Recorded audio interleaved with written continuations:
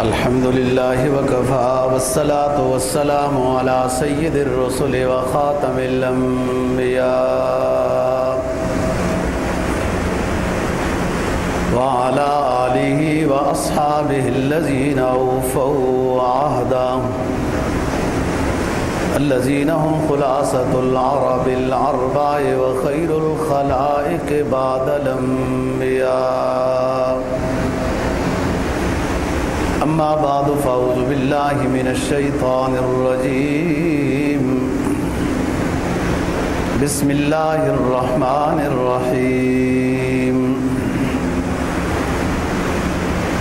والفجر وليال عشر والشفع والوتر والليل إذا يسر هل في ذلك قسم لذي حجر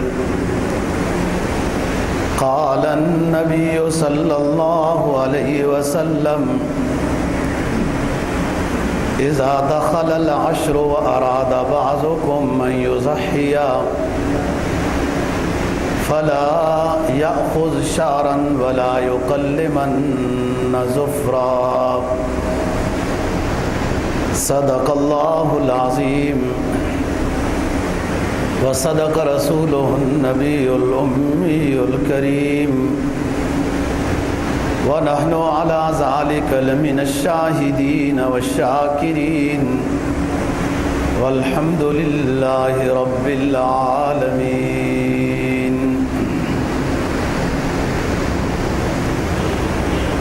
آخری پارہ سورہ فجر کی ابتدائی چند آیات تلاوت کی ہیں اور ایک جناب نبی پاک صلی اللہ علیہ وسلم کا فرمان تلاوت کیا ہے جس کو امام مسلم نے نقل کیا ہے.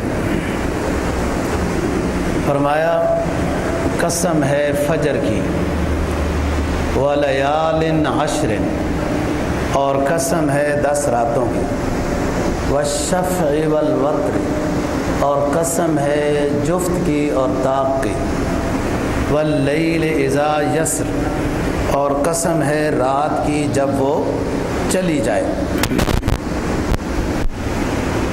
حل فی ذالک قسم لذی حجر کیا عقل والوں کے لیے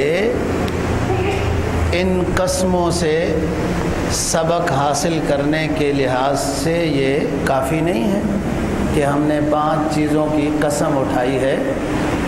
صبح کی قسم، 10 راتوں کی قسم، جفت کی قسم، طاق کی قسم اور رات کی قسم جب وہ چلی جائے.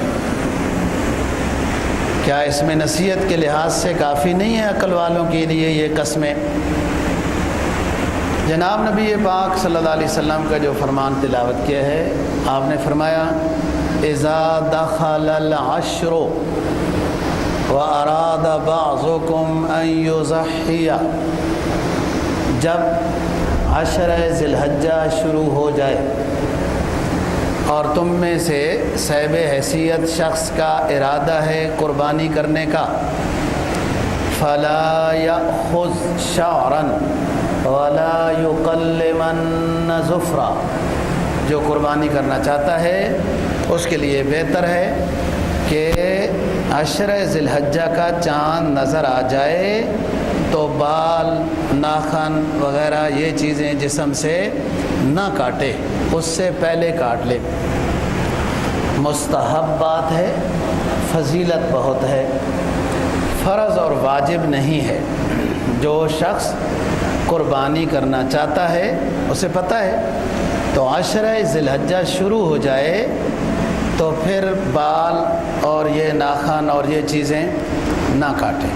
حاجیوں کے ساتھ مشابہت اختیار کریں. سورہ والفجر قسم ہے صبح کی.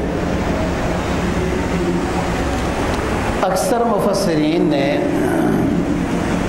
والفجر سے مراد یہاں 10 ذی الحجہ مراد لی ہے، یعنی عید الاضحیٰ کا پہلا دن مراد لیا ہے. یہ زیادہ فضیلت والا دن ہے عید ہونے کے لحاظ سے اور یوم النحر ہونے کے لحاظ سے، ذبح کرنے کے لحاظ سے۔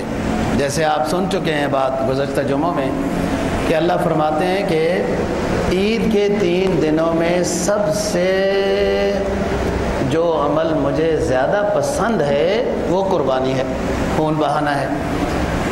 تو 10 ذی الحجہ یوم النحر ہے، اس کی قسم اٹھائی کہ عید کا دن ہے، قربانی کا دن ہے۔ والفجر، پورے سال میں 10 ذی الحجہ یہ وہ دن ہے کہ جس کی رات نہیں ہے۔ عموماً یہ ہوتا ہے اسلامی تاریخ کے لحاظ سے کہ کل ہفتہ ہے تو ہفتے اور جمعے کے درمیان والی جو رات ہے وہ ہفتے کی رات ہوگی۔ اب جمعہ ہے، آج جمعے کی رات گزر چکی ہے۔ عشرہ ذی الحجہ میں جو 10 ذی الحجہ کا دن ہے عید الاضحیٰ کا، یہ اسلامی سال میں یہ وہ دن ہے جس کی رات نہیں ہے۔ کیسے؟ 9 ذی الحجہ جو حاجی صاحبان میدان عرفات میں جاتے ہیں، 9 ذی الحجہ دن کو ظہر کے بعد وہاں پہنچنا ہے، ظہر سے پہلے پہنچنا ہے۔ تو 9 ذی الحجہ کی رات تو پہلے آ گئی ہے، وہ جو 8 اور 9 ذی الحجہ کے درمیان والی رات تھی جس میں مینا میں تھے حاجی، صبح میدان عرفات جانا ہے، تو وہ رات پہلے آ چکی ہے۔ مینا میں جو 5 نمازیں پوری کی تھی، رات پہلے آتی ہے، اسلامی لحاظ سے رات پہلے آتی ہے، صبح دن ہوتا ہے۔ 9 ذی الحجہ کی اپنی رات تو پہلے آ چکی ہے، اصول کے مطابق جو ترتیب ہے اس لحاظ سے آ چکی ہے، لیکن اسلامی حکم کے لحاظ سے 10ویں اور 9ویں کے درمیان والی جو رات ہے وہ اسلامی حکم کے لحاظ سے 9 ذی الحجہ کے ساتھ ہے۔ یعنی 9 ذی الحجہ کی 2 راتیں ہیں، ایک تو اس کی اپنی رات ہے جو پہلے آتی ہے، ایک اسلامی حکم کے لحاظ سے 10 اور 9 کے درمیان والی جو رات ہے وہ 9ویں ذی الحجہ کے ساتھ حکم کے لحاظ سے متعلق ہے۔ کس طرح؟ 9 ذی الحجہ کو ظہر کا ٹائم شروع ہونے سے لے کر مغرب تک وقوف عرفہ مستحب ہے، سنت ہے، رکن ہے۔ کچھ دیر وقوف عرفہ میں رہنا رکن ادا ہو گیا، ظہر سے لے کر مغرب تک میدان عرفات میں رہنا واجب ہے، وہ ادا ہو گیا۔ لیکن جو آگے مغرب ہے جس میں رات کو مزدلفہ میں رہتے ہیں، یہ ساری رات حکم کے لحاظ سے متعلق ہے 9 ذی الحجہ کے ساتھ۔ کوئی شخص بیمار تھا، بے ہوش ہو گیا تھا، سو گیا، کسی نے اٹھایا ہی نہیں، گم ہو گیا تھا،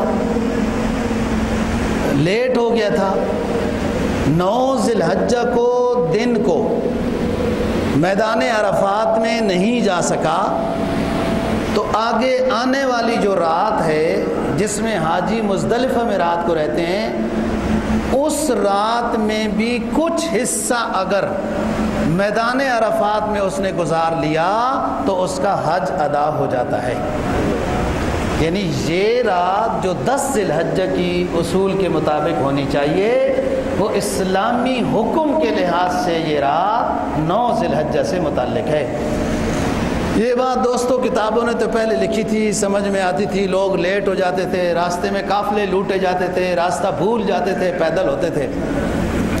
یہ اب بھی یہ پریشانی اور یہ جو مشکل ہے کہ نہ پہنچ سکنے والی اب بھی پیش آتی ہے۔ بعض دفعہ جدہ میں جب آخری دن خوب فلیٹیں ہوتی ہیں، رش ہو جاتا ہے، سسٹم جواب دے جاتا ہے، کوئی اور پریشانی بن جاتی ہے، حاجی اب جدہ کے اندر محصور کھڑے ہوئے ہیں، یہاں سے 7 ذی الحجہ کو آخر شام کو آخری فلائٹ جاتی ہے، صبح انہوں نے منا جانا ہے، وہ پورا دن منا والا وہ جدہ میں ہی گزر جاتا ہے 8 ذی الحجہ کا۔ اب 9 ذی الحجہ کو میدان عرفات جانا ہے، اس میں بھی وہ مرحلوں میں پھنسے رہتے ہیں، اور جس کے پاس نعمت ہو اس کو اس نعمت کی قدر نہیں ہوتی۔ جو دوسرے کے پاس نعمت ہو نا بندہ وہ سوچتا رہتا ہے وہ بڑی اچھی ہے۔ میں دیکھتا رہتا ہوں یہ آڑو بیچنے والے چھلی کھا رہے ہوتے ہیں اور چھلی بیچنے والا آڑو کھا رہا ہوتا ہے، حالانکہ دونوں اچھی نعمتیں، لیکن جس کے پاس جو نعمت ہے نا اس کو اتنی اس کی ویلیو نہیں ہے، دوسرے والی اس کو زیادہ پسند ہے۔ وہاں جو ڈرائیور لوگ ہیں یا حج سسٹم میں ہیں یا چیک کرنے والے ہیں، وہ وہاں اللہ کی رحمتوں میں غوطہ زن ہیں، انہیں یہ اندازہ ہی نہیں ہے کہ یہ بندے بیچارے کس ملک سے آئے ہیں، ان کو کیسے جلدی بھیجنا ہے، ان کے اوپر بکرا واجب ہو جائے گا، کہیں حج سے نہ رہ جائیں، کوئی بات نہیں ہے، بس دعاؤں کے ساتھ ہی سارا نظام چلنا ہے۔ وہ سائل بے وسیلہ بن کر، سائل بے وسیلہ بن کر وہاں بس اللہ اللہ کرنا ہے۔ ویسے تو انسان نا وسیلے سے بھی دعا مانگتا ہے، لیکن کچھ ٹائم ایسا ہوتا ہے کہ اس کے پاس وسیلہ بھی کوئی نہیں ہوتا، وہ ذات اتنی مبارک اور رحیم ذات ہے کہ وہ بغیر وسیلے کی بھی سن لیتا ہے۔ تو اب بھی یہ پریشانی بن جاتی ہے، اب بھی یہ پریشانی بن جاتی ہے، بس ممنوع دخول، ممنوع حج میں رش زیادہ ہو گیا، منع ہو گیا، اور سب نے احرام باندھا ہوا ہے، سب نے احرام باندھا ہوا ہے، اب ان کے ذمہ بکرے واجب ہو جائیں گے، کیسے واپس آئیں گے، جہاز واپس ہو گئے، لیکن نہیں۔ تو کوئی شخص ایسی مجبوری میں پھنس جاتا ہے جو 8 ذی الحجہ کو بھی مدینہ مکہ نہیں پہنچ سکا، 9 ذی الحجہ کو دن کو میدان عرفات میں نہیں پہنچ سکا، تو 9 ذی الحجہ اور 10 ذی الحجہ کے درمیان والی جو رات ہے، اس رات کے کچھ حصے میں بھی اگر میدان عرفات میں وہ چلا گیا، ٹھہر گیا، تو اس کا حج ہو جائے گا، اس کے ذمہ ایک بکرا ہے، چونکہ وہ جو مستحب ٹائم تھا، واجب ٹائم تھا، ظہر سے مغرب تک میدان عرفات میں رہنے کا، وہ اس سے چھوٹ گیا ہے، کوئی بات نہیں، لیکن حج ہو جائے گا۔ تو میں یہ بتا رہا ہوں والفجر، قسم ہے صبح کی، یہاں مراد صبح سے 10ویں ذی الحجہ ہے، یہ خاص دن ہے کہ عید الاضحیٰ ہے، خوشی کا دن ہے کہ آج سے لوگ فارغ ہوئے ہیں، حاجی خود گناہوں سے پاک ہو گئے، خوشی کے ساتھ اب عید ہے، تو حاجیوں نے ظاہر ہے اپنے اپنے علاقوں کے سب کے لیے دعائیں مانگی ہیں، تو سب کے لیے خوشی ہے، عید مناؤ، اللہ کا نظام ہے۔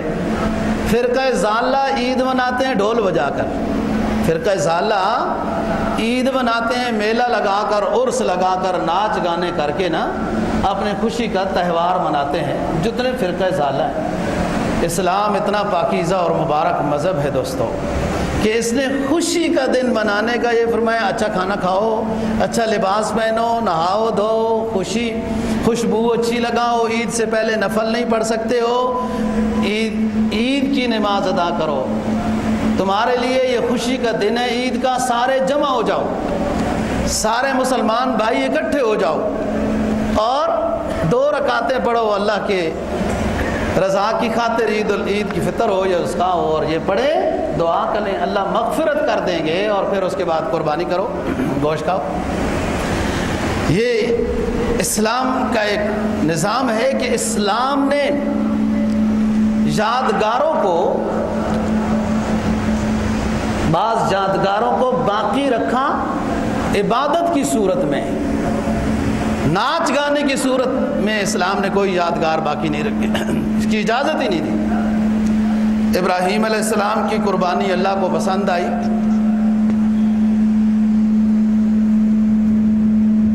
ابراہیم علیہ السلام کی قربانی اللہ کو پسند آئی، اس یادگار کو، اپنے خلیل کی یادگار کو قربانی کی صورت میں زندہ رکھا، عبادت بنا دیا، اور ایسی عبادت کے بال پر بھی ثواب، سب چیزوں پر ثواب دے دیا۔ قربانی پلسرات سے لے کے جائے گی، نجات کا ذریعہ بنے گی، اس کا سارا کچھ تولا جائے گا، یاتی بقرونہا، وَأَظْفَارِهَا وَأَشْعَارِهَا، اپنے بالوں کے ساتھ، اپنی چیزوں کے ساتھ حاضر ہو جائے گی میدان حشر میں قربانی۔ وہ کنکری مارنے کی ادا اللہ کو پسند آ گئی، ابراہیم نے کنکری ماری علیہ السلام، شیطان وہاں سے ہٹ گیا، یہ ادا اللہ کو پسند آئی تو قیامت تک کے لیے عبادت کی صورت میں اس کو باقی رکھ دیا۔ اسلام کسی یادگار کو جب باقی رکھتا ہے تو عبادت کی صورت میں باقی رکھتا ہے۔ خوشی وہ تھی ابراہیم کی، وہ ادا پسند آ گئی، اللہ خوش ہو گئے، راضی ہو گئے۔ وہ ایسے راضی ہوئے کہ ملت ابراہیمی سب کے لیے اس کو ضروری کر دیا۔ اور عجیب بات ہے دوستو کہ کنکریاں مارنے میں دونوں طرح کی سستیاں ہوتی ہیں، میں بتا چکا ہوں۔ ایک تو یہ کہ لوگ کنکریاں مارنے ہی نہیں جاتے، ڈرتے ہیں۔ ٹھیک ٹھاک فرسٹ کلاس صحت مند وہ بندہ کنکریاں مارنے جا رہا ہے، وہ مہربانی کرنا میری بھی مار دینا، میں نے آپ کو اجازت دے دی، ہو جائے گا، مسئلہ بھی جانتے ہیں۔ ایک ڈرتے ہیں کہ وہاں شیطان پکڑ لیتا ہے۔ وہ جو جمرات کے قریب لوگ مر جاتے ہیں وہ اس لیے نہیں مرتے کہ گر گئے، وہ شیطان پکڑ کے گلا دبا دیتا ہے۔ تو یہ بندے سمجھتے ہیں ہم گنہگار بہت ہیں، کہیں ایسا نہ ہو شیطان ہی وہاں پکڑ لے، کچھ ایسا مسئلہ ہو جائے۔ ایسی بات نہیں ہے، وہ نہیں پکڑتا ہے۔ ایک تو یہ سستی ہوتی ہے، دوسرا یہ کہ وہاں جا کر جو کنکریاں مارتے ہیں تو کنکری مار کے اس حاجی کا دل جو ہے مطمئن نہیں ہوتا جب تک بڑے بڑے پتھر نہ مارے، جوتے نہ مارے۔ کہ وہ کہتا ہے یہ اتنی بڑی چیز ہے، یہ کنکری سے کیسے مرے گی؟ پوری زندگی مار مار کے شیطان کو نہیں مرا، آج اس کنکری سے کیسے مرے گا؟ جوتے مارتے ہیں، بڑے بڑے پتھر مارتے ہیں، یہ غلط ہے۔ اور پہلی چیز بھی غلط ہے کہ کنکری مارنے ٹھیک ٹھاک صحت مند لوگ، میرے اپنے گروپ کے بعض ساتھی بس چپ کر کے بیٹھ جاتے ہیں، جی جان بچانا فرض ہے۔ وہ جان بچ جائے گی، ہم تمہارے ساتھ ہیں، ایسے تھوڑی جلدی جائے گی، جان بچانا فرض ہے، جی کنکری مارنا واجب ہے، تو نہیں جاتے ہیں۔ نہیں، کنکری مارنا یہ اہم عبادت ہے۔ پورے حج کی آپ ہسٹری مطالعہ کریں، اس کے فرائض واجبات، ہر قدم ہی فضیلت کا ہے، لیکن ایک ایک کنکری مارنے پر گناہ کبیرہ معاف ہوتا ہے، کتنی بڑی فضیلت ہے۔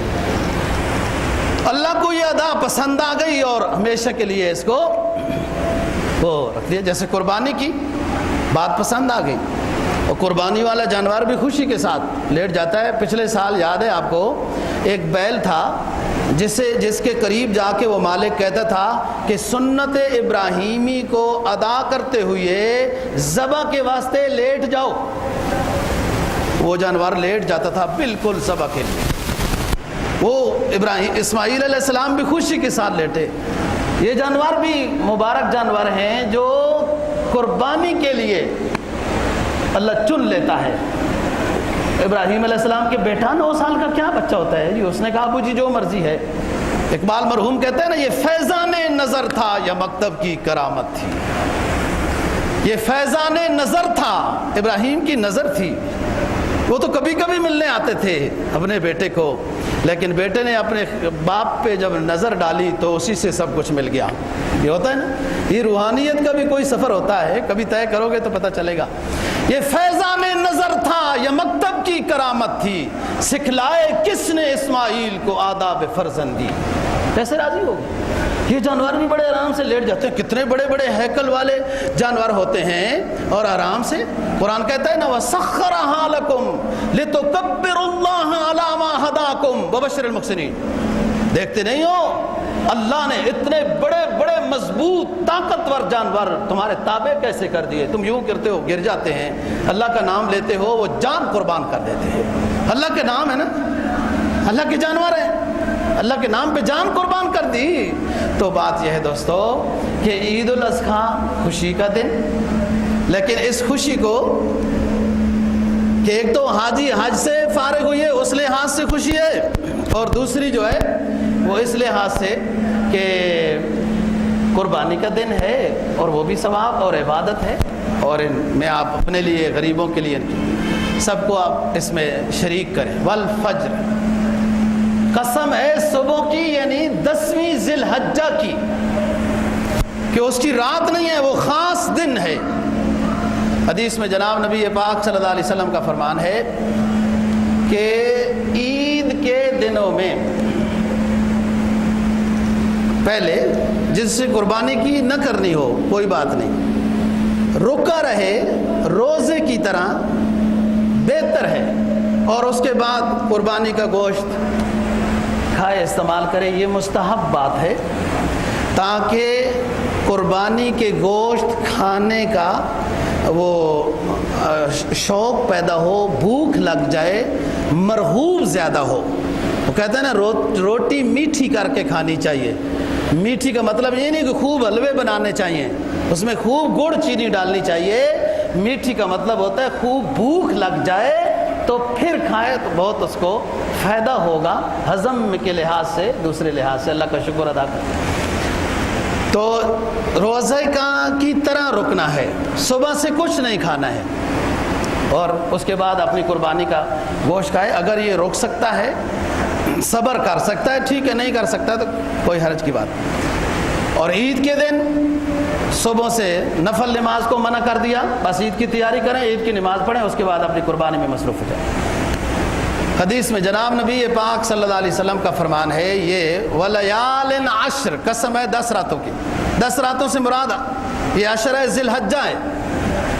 عشرہ ذی الحجہ میں ہر نیک عمل اللہ کو بہت پسند ہے اور زیادہ قیمتی ہوتا ہے، زیادہ ثواب ہوتا ہے۔ ہر نیک عمل، ذکر ہو، تلاوت ہو، صدقہ ہو، خدمت خلق ہو، روزے ہوں، جو بھی نیک کام ہے اللہ کو بہت پسند ہے۔ حدیث میں جناب نبی پاک صلی اللہ علیہ وسلم کا فرمان ہے کہ ان 9 دنوں تک کا روزہ بہت ثواب ہے۔ عشرہ ذی الحجہ جیسے شروع ہو جائے، ہر دن کا روزہ 1 سال کے روزوں کے ثواب کے برابر اس کا ثواب ہوتا ہے۔ یکم ذی الحجہ سے، اور عشرہ ذی الحجہ کی ہر رات کی عبادت وہ لیلۃ القدر کی رات کی عبادت کے ساتھ برابر ہے۔ آج 29 ذی القعدہ ہے، ممکن ہے کل سے ذی الحجہ شروع ہو جائے، تو یہ 9 روزے ہیں اور بہت فضیلت کے، ہر روز جو روزہ ہے 1 سال روزے کا ثواب ہے، رات کی عبادت لیلۃ القدر کے برابر ہے، نہیں تو کم از کم حضرت عثمان غنی رضی اللہ تعالیٰ عنہ جو روایت نقل کرتے ہیں اس پر عمل ہو کہ رات کی نماز، عشاء کی نماز باجماعت تکبیر اولیٰ ہو، اور صبح کی نماز باجماعت تکبیر اولیٰ کے ساتھ ہو، تو رات کی فضیلت نصیب ہو جاتی ہے۔ جو عبادت کرے گا اس کا مقابلہ تو نہیں ہے، لیکن پھر بھی یہ فضیلت سے محروم نہیں ہے۔ لیکن 9 ذی الحجہ کا روزہ فرمایا کہ سنت ماضیہ اور آتیہ 2 سال گناہوں کے کفارے کا سبب بنتا ہے۔ 9 ذی الحجہ کا روزہ، اور ہر ملک کی اپنی 9 ذی الحجہ ہے۔ 9 ذی الحجہ کا روزہ 1 سال گزشتہ اور 1 سال آنے والا، 2 سال گناہوں کے کفارے کا سبب بنتا ہے۔ امام ترمذی کی حدیث ہے یہ۔ 10 ذی الحجہ کو روزہ نہیں، وہ روزے کے حکم میں قربانی کے گوشت کھانے تک۔ 9 ذی الحجہ کا روزہ غیر حاجی کے لیے تو فضیلت والا ہے، لیکن حاجی صاحبان نے 9 ذی الحجہ کو سفر کرنا ہے، کھلے جگہ میں بیٹھنا ہے۔ ضیاء الاقصی مرحوم نے وہ درخت لگائے تھے، وہ لگتا یہی ہے پچھلے سال لگے تھے، ان کا اتنا ہی قد ہے اور اتنے ہی ان کے پتے ہیں، وہ مٹی بھی یہاں سے لی جا گی اور وغیرہ جو بھی نظام ہے، گزارا ہے، تھوڑے تھوڑے درخت ہیں، اور مصنوعی بارش بھی ہوتی ہے، آکسیجن کے لحاظ سے کچھ فائدہ ہوتا ہے میدان عرفات میں۔ حاجی کے لیے مشکل ہے، رش کے لحاظ سے، سفر کے لحاظ سے وغیرہ۔ تو حاجی کے لیے 9 ذی الحجہ کو روزہ نہ رکھنا یہ سنت ہے، تاکہ وہ اصل جو دعا ہے، وقوف عرفہ ہے، اس میں وہ زیادہ ٹائم دے سکے۔ اور اللہ کا نظام دیکھیں نا، اللہ کی مہربانی ہر قدم پہ نظر آتی ہے کہ 9 ذی الحجہ میں حاجی کو عبادت کے لیے، دعاؤں کے لیے، وقوف عرفہ کے لیے، استغفار کے لیے کتنا ٹائم دیا؟ فرمایا کہ ظہر کا وقت جیسے شروع ہو جائے، اذان دو، ظہر کی نماز پڑھو، فوراً اقامت کہو، عصر کی نماز ظہر کے ٹائم میں، بس فارغ ہو گئے۔ 12:15 بجے حاجی صاحب ظہر اور عصر کی نماز سے فارغ ہو گئے۔ اب 12:30 سے لے کر چلو 1 بجا دے خطبہ شطبہ وغیرہ، 1 بجے سے لے کر شام مغرب تک حاجی صاحب کے لیے دعاؤں کے واسطے اللہ نے اس کو چھوڑ دیا کہ خوب دعائیں کرو، خوب دعائیں۔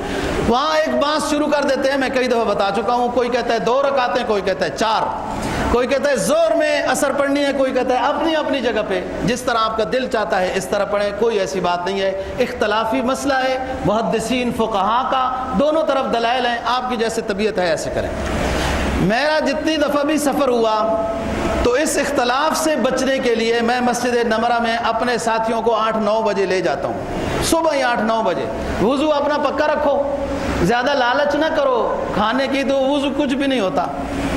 اور پھر مسجد میں جب امام صاحب کا خطبہ سنیں، وہ زور بھی ہو گئی، اس میں اثر بھی ہو گئی، اور پورا پھر دن اللہ نے عبادت کے لیے، دعا کے لیے، استغفار کے لیے، وقوف عرفہ کے لیے چھوڑ دیا۔ تو حاجی کے لیے وقوف عرفہ مشکل ہے، اس لیے فرمایا روزہ نہیں رکھنا۔ پھر اگر ہمت ہے تو جبل الرحمہ میں جائیں، فرض اور واجب نہیں ہے، لیکن آپ صلی اللہ علیہ وسلم کا معمول تھا اور آپ وہاں تشریف لے گئے۔ تو بات کر رہا ہوں کہ 9 ذی الحجہ کا روزہ غیر حاجی کے لیے بہت فضیلت کا حامل ہے۔ 1 سال ماضی، 1 سال آئندہ گناہوں کا کفارہ ہے۔ اور حاجی کے لیے روزہ نہ رکھنا، آپ صلی اللہ علیہ وسلم کی جو جماعت تھی نا دوستو، یہ بڑی مبارک جماعت ہے، اونچی جماعت ہے یہ۔ ایسے قرآن رضی اللہ عنہم، رضی اللہ عنہم، ایک دفعہ ہی کافی تھا رضی اللہ عنہم۔ وہ حق ادا نہیں ہوتا تھا نا، قرآن بھی حق ادا کر رہا ہے صحابہ کرام کا، رضی اللہ عنہم، اولئک حزب اللہ، اولئک هم المفلحون، اولئک هم الصادقون۔ یہ صحابہ ہیں نا سارے۔ صحابہ کو شک ہو گیا کہ بڑی لمبی دعا ہو رہی، آپ صلی اللہ علیہ وسلم اٹھنی پر ہیں، ہاتھ کبھی لمبے کرتے ہیں کبھی چھوٹے کرتے ہیں میدان عرفات میں۔ یہاں جہاں آدم علیہ السلام نے دعا کی، جہاں آپ کی اونٹنی کھڑی ہوئی، وہ میدان جبل الرحمہ کے قریب وہ ایک جگہ ایسے چبوترا سا چھوٹا سا بنا ہوا ہے، وہاں آپ صلی اللہ علیہ وسلم کی اونٹنی تھی، آپ اس کے اوپر سوار تھے۔ صحابہ کو شک ہو گیا، اتنی دیر ہو گئی، سرکار کا روزہ ہے یا نہیں؟ تو ایک صحابیہ رضی اللہ عنہا نے، بعض نے ام فضل، بعض نے کوئی اور لکھی، کہ وہ جلدی سے اپنے اونٹنی کا دودھ پیالے میں نکال کے آپ صلی اللہ علیہ وسلم کو پیش کر دیا۔ آپ تو اونٹنی کے اوپر سوار تھے، ادھر پیش کر دیا، آپ نے دودھ نوش فرمایا، صحابہ کرام کا شک دور ہو گیا کہ آپ کا روزہ نہیں ہے۔ تو حاجی کے لیے روزہ نہ رکھنا اچھی بات ہے کہ وہ اس میں عبادت کو، یہی وہ جگہ ہے جہاں آپ صلی اللہ علیہ وسلم نے میدان عرفات میں جبل الرحمہ کے قریب عصر کے ٹائم جب وہاں تشریف لے گئے، یہ وہ جگہ ہے جہاں پر حضرت آدم علیہ السلام نے ربنا ظلمنا انفسنا وان لم تغفر لنا وترحمنا لنکونن من الخاسرین۔ تو وقوف عرفہ میں حاجی نے مصروف ہونا ہے اور خوب دعاؤں میں، اور بہتر ہے کہ کھڑے ہو کے ہو، پورا ٹائم نہیں ہو سکتا تو عصر کے ٹائم کے بعد مغرب تک وقوف عرفہ کھڑا ہونا چاہیے۔ آپ دیکھیں کہ دنیا کیا دعائیں کرتی ہے، کس رنگ میں وہ اپنے رب کو پکار رہے ہوتے ہیں۔ دنیا ہر کوئی اپنی زبان میں لگا ہوا ہے، نفس نفسی کا عالم ہے دوستو۔ تو حاجی کے لیے 9 ذی الحجہ کو روزہ نہ رکھنا ہے، غیر حاجی کے لیے روزے کی بہت فضیلت ہے۔ اور حاجی مبارک ہے، اللہ کا مہمان ہے، اس کی دعائیں قبول ہوتی ہیں، اور حدیث ہے کہ یہ ہمارا مہمان ہے، حاجی جو ہے زائر، یہ ہمارا مہمان ہے۔ اس کے ساتھ مشابہت اختیار کرنے کے لیے نبی پاک صلی اللہ علیہ وسلم نے فرمایا، امام مسلم نے روایت نقل کی، اذا دخل العشر واراد بعضكم ان يضحي فلا يأخذ شعرا ولا يقلمن ظفرا۔ جب عشرہ ذی الحجہ شروع ہو جائے، چاند نظر آ جائے، آپ لوگوں میں سے جس کا ارادہ ہے قربانی کرنے کا، اسے چاہیے کہ اپنے بال ناخن وغیرہ نہ کاٹے۔ جیسے حاجی حج کا احرام باندھ لیتا ہے اور پھر اس کے لیے ناخن یا بال وغیرہ کاٹنا جائز نہیں ہے، ورنہ اس پر جرمانہ آ جاتا ہے۔ آپ بھی حجاج کے ساتھ مشابہت کے طور پر یہ طریقہ اختیار کریں، فرض نہیں، مستحب ہے۔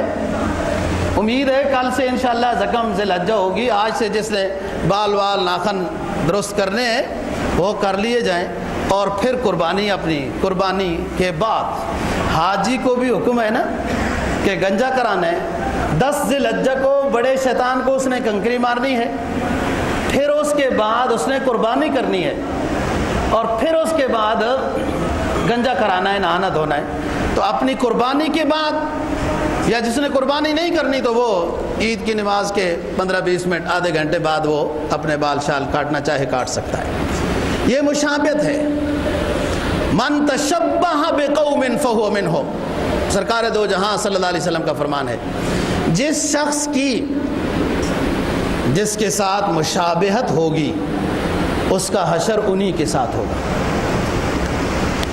اور دوسری حدیث میں فرمایا کہ جس شخص کی جس کے ساتھ محبت ہوگی وہ اسی کے ساتھ ہوگا۔ مشابہت ایک خاص چیز ہوتی ہے، اس کو بڑا اس کی بڑی کوالٹی، بڑی ویلیو، بڑا روب ہوتا ہے۔ یہ دیکھو نا، سب سے بڑا مزیدار سا بندہ ہے عمر کو ہی اٹھا لیتے ہیں۔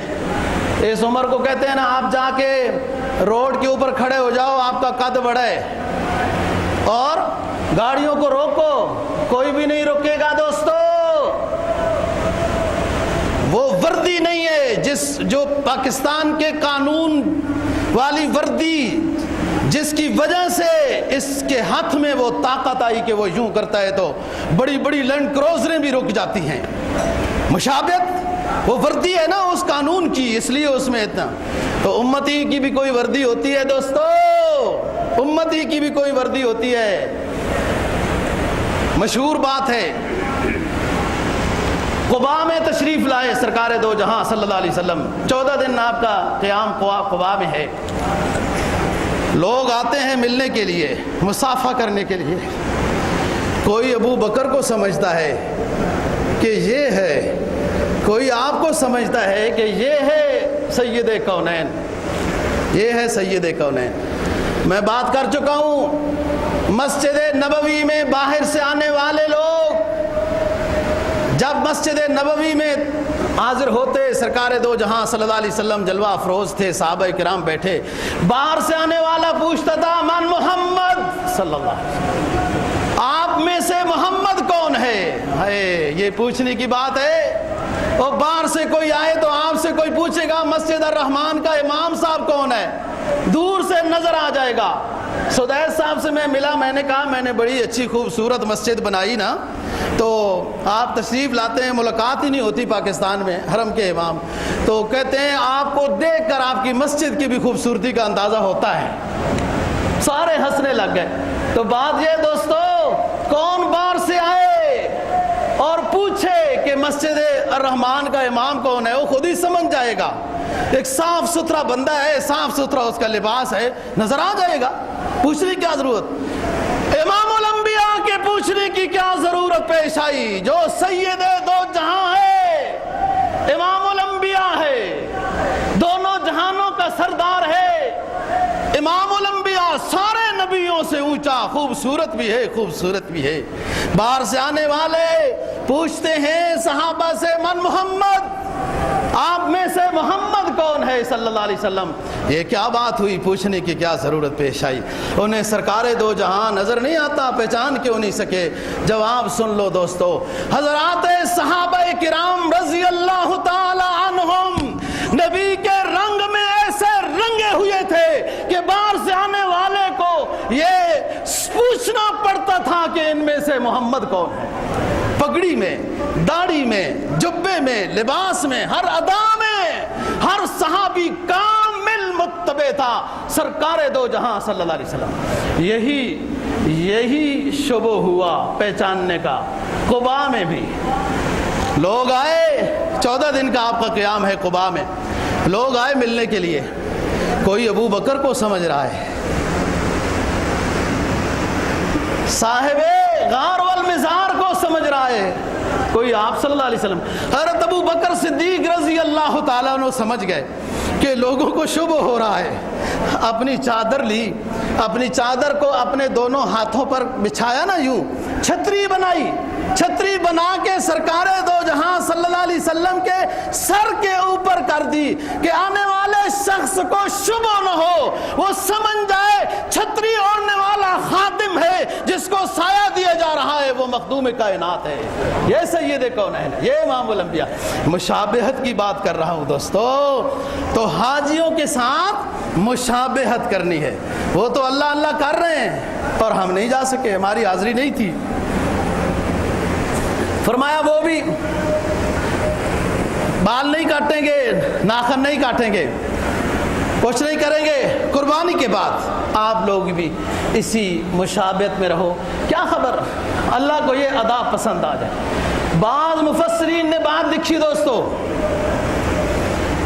کہ حضرت موسیٰ علیہ السلام کے سامنے جو جادوگر آئے تھے وہ ہزاروں کی تعداد میں تھے، سارے گر گئے سجدے میں، توبہ کر لی، سمجھ گئے ہم جادوگر تھے، یہ اللہ کا کلیم جادوگر نہیں، یہ سچا پیغمبر تھا، کرتب مرتب ہمارے تھے۔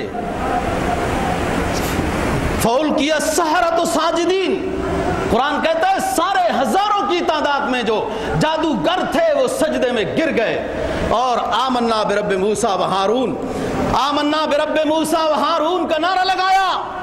فرعون نے کہا لَأُصَلِّبَنَّكُمْ فِي جُذُوعِ النَّخْلِ وَلَتَعْلَمُنَّ أَيُّنَا أَشَدُّ عَذَابًا وَأَبْقَىٰ، میں تمہیں سزا دوں گا، تمہارے ہاتھ اور پاؤں خلاف سمت کاٹ دوں گا، اس کے بعد تمہیں سولی پہ چڑھا دوں گا۔ ان جادوگروں نے وہ 2 منٹ پہلے تو جادوگر تھے، کافر تھے، پیغمبر کی صحبت کی ایک نظر پڑی، اتنے پکے ایمان والے بن گئے۔ فرعون نے دھمکی دی میں تمہیں قتل کروں گا، سولی پہ چڑھاؤں گا، ہاتھ اور پاؤں کاٹ دوں گا۔ اس نے کہا فقض ما انت قاض، کر لے جو تو نے کرنا ہے، ستمگر تجھ سے امید کرم ہوگی جسے ہوگی، ہمیں تو دیکھنا یہ ہے تو ظالم کہاں تک ہے۔ علماء نے لکھا ہے ان جادوگروں کو جو ایمان کی دولت نصیب ہوئی، ایک تو پیغمبر کی نظر تھی، یہ اللہ والے کی نظر بڑی اونچی ہوتی ہے۔ یک زمانہ صحبت با اولیاء، یک زمانہ صحبت با اولیاء، بہتر از 100 سالہ طاعت بیریا۔ ایک نظر کسی اللہ والے کی اگر پڑ گئی اور اس میں اس نے دعا کر دی، 100 سالہ عبادت سے یہ اللہ والے کی نظر بہتر ہے۔ 100 سالہ جو نفلوں میں عبادت میں مصروف رہا، خطرہ ہوتا رہتا ہے کہ شیطان گمراہ کر دے گا کہ تو بڑا صوفی ہے، بڑا نمازی ہے، بڑا حاجی ہے، بڑے نفل پڑھتا ہے۔ جب یہ خیال آ گیا تو سب کچھ ضائع ہو گیا نا، اور اللہ والے کی نظر میں جائے گا، صحبت میں جائے گا تو یہ چیز نہیں پیدا ہوگی، اپنے آپ کو کمزور سمجھے گا، کم سمجھے گا۔ تو بات کر رہا ہوں، علماء تفسیر نے لکھا یہ جادوگر جو ہزاروں کی تعداد میں تھے، یہ جادوگر یہ ظاہری پوزیشن میں موسیٰ علیہ السلام کی نقل کر کے آئے تھے کہ تاکہ ہم بھی اس کا مقابلہ کریں، وہی جبہ پہن کر، وہی پگڑی پہن کر موسیٰ علیہ السلام کے روپ میں آئے۔ اور سنو بات، صحبت مشابہت کیسے اثر کرتی ہے۔ حضرت ابو محذورہ رضی اللہ تعالیٰ عنہ فتح مکہ کے موقع پہ، بعض نے فتح مکہ کے باہر لکھا، بعض نے مکہ مکرمہ مسجد حرام کی بات لکھی ہے۔ مکہ فتح ہو گیا، چابیاں آپ کے قبضے میں آ گئیں، اور ابن خطل کو جو گستاخ رسول تھا، آپ نے خود اپنے ہاتھوں سے اپنی تلوار سے مطاف میں قتل کیا ابن خطل کو۔ نبی پاک صلی اللہ علیہ وسلم کا بہت بڑا گستاخ تھا، آپ نے کہا بلال مکہ فتح ہو گیا، جس مسجد میں ہمیں داخل نہیں ہونے دیتے تھے آج چابیاں بھی اللہ نے ہمیں دے دی۔ آپ نے چابیاں لے کے پھر اسی خاندان کو واپس کی کہ آپ کے پاس ہی رہیں گی۔ بلال کو کہا بیت اللہ شریف کی چھت پر بلال چڑھ کے اذان دو۔ بلال بیت اللہ شریف کی چھت پہ چڑھ کے اذان دے رہے ہیں، ایک بچہ نقل اتار رہا ہے، ایک بچہ بلال کی نقل اتار رہا ہے۔ بلال کہتے ہیں اللہ اکبر اللہ اکبر۔ وہ بچے جو سائڈوں میں تھے مشرکین مکہ کے بچے، وہ نقل، ان میں سے ایک بچہ نقل اتار رہا ہے۔ شیخ کی توجہ کوئی سمجھتے ہو؟ یہ بھی ایک چیز ہوتی ہے۔ نبی پاک صلی اللہ علیہ وسلم نے ان بچوں میں سے ایک بچے پہ توجہ ڈالی، نظر ڈالی۔ بلال کی اذان ختم ہو گئی، آپ نے ان بچوں کو بلایا قریب آؤ۔ یہ اللہ اکبر اونچی اونچی کون کہہ رہا تھا؟ بچوں نے کہا جی یہ لڑکا کہہ رہا تھا، یہ لڑکا کہہ رہا تھا۔ آپ نے قریب بلایا کہ آپ کہہ رہے تھے؟ کہتے جی میں کہہ رہا تھا۔ آپ نے اس کے سر پہ ہاتھ رکھا، یوں یہاں سر پہ ہاتھ رکھا، کہا بچے پڑھو اللہ اکبر اللہ اکبر، پڑھنا شروع کر دیا اس نے۔ اسی میں وہ اذان کی ترجیح کی بات ہے کہ ڈبل اذان، امام شافعی کا یہی مسلک ہے کہ انہوں نے یہ اذان لی۔ یہ بچہ ابو محذورہ رضی اللہ تعالی عنہ ہے، نقل کی، بلال کے اذان کی نقل کی، مشابہت کی۔ سرکار کو اس کی ادا میں وہ کوئی روحانیت محسوس ہوئی، آپ نے توجہ کی، ابو معذورہ کو بلایا، ہاتھ رکھا، سر پر ہاتھ رکھا، کہا بیٹے پڑھو، میں اذان پڑھتا ہوں، میرے پیچھے پڑھو۔ لوگ پوچھتے ہیں کبھی نبی نے بھی اذان دی ہے؟ تو اس کا جواب آج مل گیا، ابو معذورہ کو اذان نبی نے سکھائی ہے۔ پہلے نبی نے اذان دی، پھر ابو معذورہ نے دی۔ اور ابو معذورہ اب سوچ رہے ہیں، آپ نے فرمایا کیا سوچ رہے ہو؟ کہا سوچ یہ رہا ہوں میری اذان آپ کو بہت پسند آ گئی، آپ مدینہ چلے جائیں گے، مسجد حرام میں مؤذن مجھے مقرر کر دے۔ بعد نے فرمایا کہ آپ نے خود کہا کہ آپ مسجد حرام کے مؤذن ہو۔ یہ ابو محذورہ نے نقل کی ہے بلال کی، اور وہ اصل بن گئی۔ اور پوری زندگی ابو محذورہ نے یہاں سے بال نہیں کٹوائے۔ لوگ پوچھتے تھے یہ بال کیوں نہیں کاٹتے ہو؟ کہا اس لیے نہیں کاٹتے، پہلا ہاتھ سید کونین کا شفقت بھرا پہلا ہاتھ میرے جسم میں اس جگہ پہ لگا، ان بالوں پہ لگا۔ آخرت میں اگر پھنس گیا، اعمال کی زد میں آ گیا، تو رب کے سامنے رب کے محبوب کے ہاتھ کا واسطہ دے دوں گا کہ ان بالوں کی برکت سے مجھے معاف کر دے۔ یہ ابو ہریرہ حضرت امیر معاویہ رضی اللہ تعالیٰ عنہ بھی جب فوت ہونے لگے تھے نا، تو یہی بات کہی تھی کہ میرے پاس کچھ بال ہیں، وہ میرے منہ پہ رکھ دینا، آخرت میں میری نجات۔ مشابہت بڑی چیز ہے۔ علامہ مجذوب کہتے ہیں نا، فرمایا یار اب تیرے محبوب کی شباہت لے کر آیا ہوں، یار اب تیرے محبوب کی شباہت لے کر آیا ہوں، حقیقت اس کو تو کر دے میں صورت لے کر آیا ہوں۔ لوگ کہتے ہیں دل پاک ہونا چاہیے، ہماری تو نیتیں صاف ہیں، داڑھی میں کیا رکھا ہے، لباس میں کیا رکھا ہے؟ دوستو سب کچھ داڑھی میں رکھا ہے، رکھ کے دیکھو، داڑھی چھوڑ کے دیکھو، سب کچھ اس میں رکھا ہے۔ بہت سارے گناہوں سے بچانے کا یہ داڑھی سبب بنے گی۔ یہ امتی جب سوچے گا میرے چہرے پر میرے نبی کی سنت کا نور ہے، اب میں کیسے جھوٹ بولوں، کیسے فراڈ کروں، کیسے دھوکہ دوں؟ یہ کوئی دلیل نہیں ہے دوستوں کے بعض داڑھی والے جھوٹ بولتے ہیں، ہم اس لیے داڑھی نہیں رکھتے۔ یہ کوئی دلیل نہیں ہے کہ بعض داڑھی والے نماز کے پابند نہیں ہیں، اس لیے ہم داڑھی نہیں رکھتے۔ تو میں کہتا ہوں بعض داڑھی منڈانے والے بھی جھوٹ بولتے ہیں، پھر کیا کرو گے؟ داڑھی منڈانے والے جھوٹ بھی بولتے ہیں، ڈاکے بھی ڈالتے ہیں، فراڈ بھی کرتے ہیں، گناہ کرتے ہیں. ہم نے کسی کے نیکی اور بدی کو نہیں دیکھنا, ہم نے سید کونین صلی اللہ علیہ وسلم کی سنت مبارک کو دیکھنا ہے. تو بات کر رہا ہوں, مشابہت بڑی چیز ہے, اور ہر صحابی اس رگ میں رگا ہوا تھا. والفجر ولیال عشر, 10 راتوں کی قسم, والشفع والوتر, جفت اور طاق کی قسم. اس میں نمازوں کی قسم ہے. حدیث میں آتا ہے کوئی نماز جفت ہے, کوئی طاق ہے, جیسے وتر, عصر, مغرب کی نماز. واللیل اذا یسر, اور قسم ہے رات کی جب وہ چلی جائے, جب وہ چلی جائے. اگر ضمیر یسر کی لیل کی طرف لٹائیں تو پھر تو ترجمہ یہ بنتا ہے قسم ہے رات کی جب وہ چلی جائے, دن آ جائے. یہ بھی اللہ کی قدرت کی نشانی ہے. کون کر سکتا ہے؟ کوئی نہیں کر سکتا.